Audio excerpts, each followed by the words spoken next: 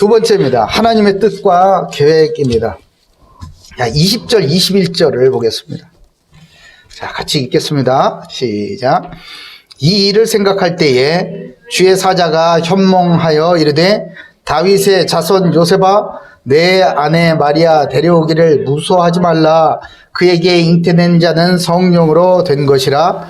아들을 낳으리니 이름을 예수라 하라. 이는 그가 자기 백성을 그들의 죄에서 구원할 자이심이라 하니라. 아멘. 이를 두고 깊은 기도와 고민 속에 빠져 있는 이 절박한 심정의 요셉. 이해가 가세요, 여러분? 조금이라도 동감이 되시나요? 이런 요셉한테 놀라운 일이 생긴 거예요. 여러분, 정말 황당한 일을 겪으면 기도하잖아요. 정말 절박하게 기도하잖아요. 그럴 때 요셉한테 정말 놀라운 깜짝 놀랄 일이 생긴 거예요. 그게 뭐냐면 주의 사자가 눈앞에 나타난 거예요. 꿈속에. 네? 주의 사자가 현몽하여 나타나 그러잖아요. 꿈속에 나타난 거예요. 기도하다가 잠이 들었을 겁니다, 아마. 울면서 기도하면서 막 잠이 들었을 거예요.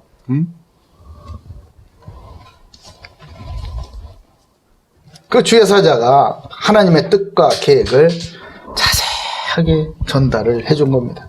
이 모든 것이 성령으로 된 것이니 내 아내 마리아를 데려오기를 무서워하지 말라는 거예요. 너무나 뜻밖의 이야기를 해주는 거죠. 성령으로 된 거예요. 성령으로 된 것이니. 누가복음은요, 마리아에 대한 수태고지를 기록하고 있어요. 근데 이 마태복음에서는 요셉에 대한 수태고지를 기록하고 있습니다.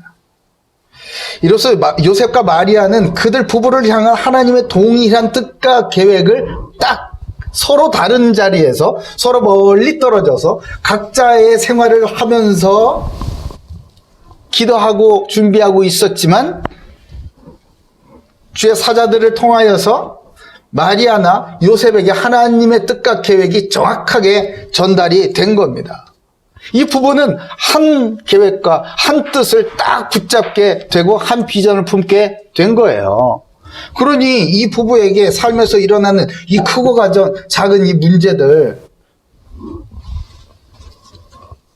이 가정을 흔들 수가 없는 거예요.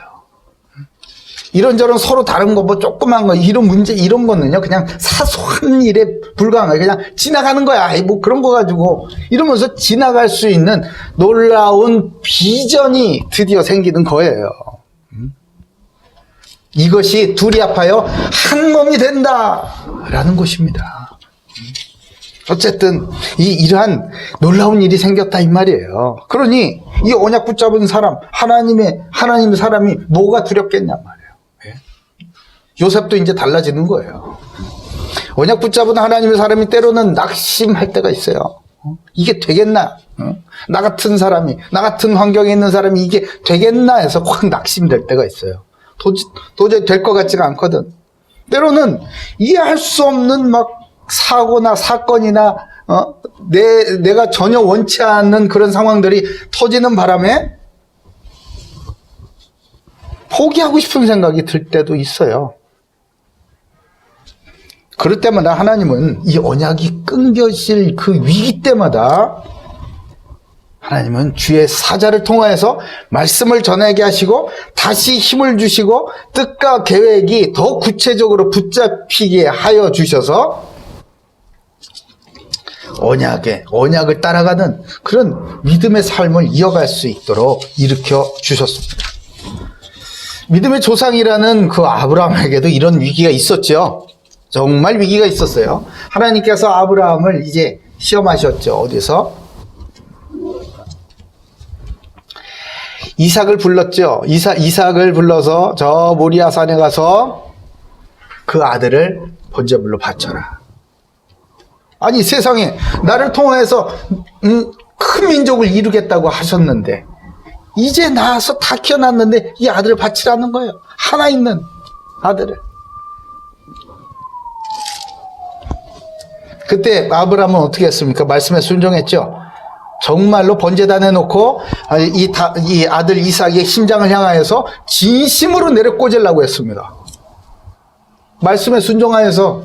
이는 마치 요셉이 순종하여서 하나님의 율법에 순종하여서 마리아를 그냥 끊고자, 그 관계를 끊고자 한 거와 동일하죠. 그럴 때에 여호와의 사자가 하늘로부터 그를 불러 이르시되 아브라함아 아브라함아 이런 거야. 다급하게 아브라함아 아브라함아. 얘가 쇼하는 게 아니고 진짜 찔릴 거 알았거든. 아브라함아 아브라함아. 그 아이에게 내 손을 대지 말라. 그에게 아무 일도 하지 말라. 이는 마치 요셉에게 주의 사자가 나타나서 다윗의 자손 요셉아 내 안에 데려오기를 무서워하지 말라. 이거 똑같은 거예요. 여러분, 저와 여러분이 이렇게 말씀을 붙잡고 나는 그래도 이 약한 시대에 나는 그리스도인으로서 하나님께서 내게 주신 그 언약을 붙잡고 한 걸음 한 걸음 힘겹게 나아간다. 그러나 때로는 힘들어서 현실 문제에 부딪혀서 헷갈리고 약해질 때가 있잖아요. 믿음이 떨어질 때가 있잖아. 그럴 때 언약은 무슨 나는 아닌가 봐 라고 그냥 툭 놓고 싶을 때가 있을 거예요. 그럴 때에 주의 사자를 통해서 하나님께서 다급하게 여러분의 이름을 불러주실 줄 믿으시기 바랍니다. 그러면서 그 말씀으로 우리에게 하나님의 뜻은 이거야. 내가 너를 향한 하나님의 뜻, 내 뜻은 이거야 라고 알려주시는 거예요. 오늘 요셉에게 알려주신 주의 사자를 통해서 알려주신 하나님의 뜻은 뭐였습니까?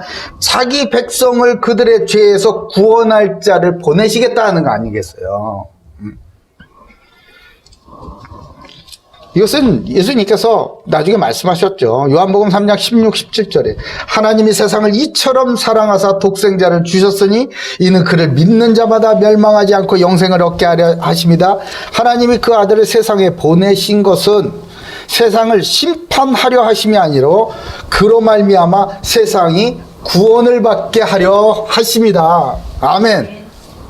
예수님께서 이런 우리를 심판하러 오신 게 아니라 우리를 구원하러, 나와 같은 죄인을 구원하러 이 땅에 오신 바로 그날이 오늘이라는 거. 그 하나님의 뜻을 이루러 오신 그날이에요. 그리고 또한 하나님의 계획까지도, 이 뜻을 성취하시기 위한 하나님의 계획까지도 알려주셨어요.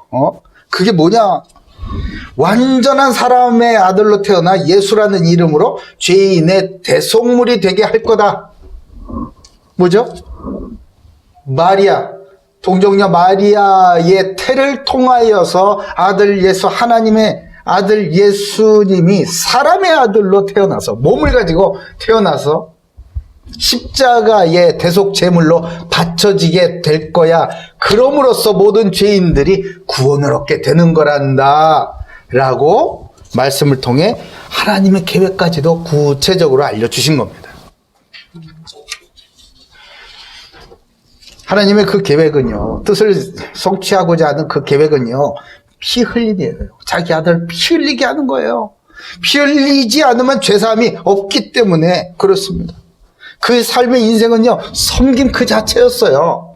섬김을 받으려고 이 땅에 오신 게 아니죠. 오히려 섬기려 하고 대속물로 자기 자신을 내어주시기 위해서 이 땅에 오신 것 아니겠습니까?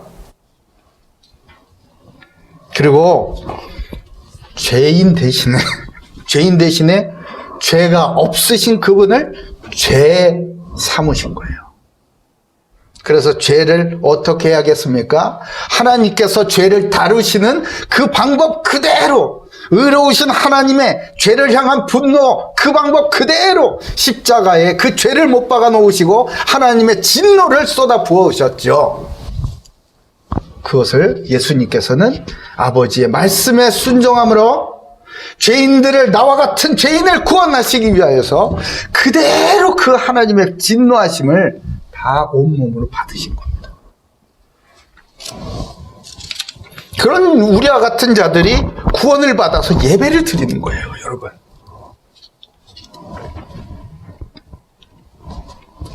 다윗이 노래합니다. 시편 8장 4절에 사람이 무엇이기에 주께서 그를 생각하시며 인자가 무엇이기에 주께서 그를 돌보시나이까. 도대체 나와 같은 자가 하나님께 무엇이길래 나를 이렇게까지 사랑해 주시는 겁니까? 이 사랑이 저와 여러분의 마음속에 있다면요, 우리의 예배는 달라질 거예요. 우리의 삶은 달라질 거예요. 우리의 기도가 달라지고요, 우리의 삶에서의 선택 하나하나가 달라질 수밖에 없어요. 이런 하나님의 뜻과 계획에 요셉과 마리아 부부가 부르심을 받는 이 놀라운 순간이에요. 우리가 신앙생활 하다 보면요, 그렇지, 내가 예수님 믿고 구원받았고 하나님께서 나와 함께 하시는 건 내가 분명히 알겠는데 도대체 나를 향한 하나님의 뜻과 계획이 뭔지 잘 모르겠다.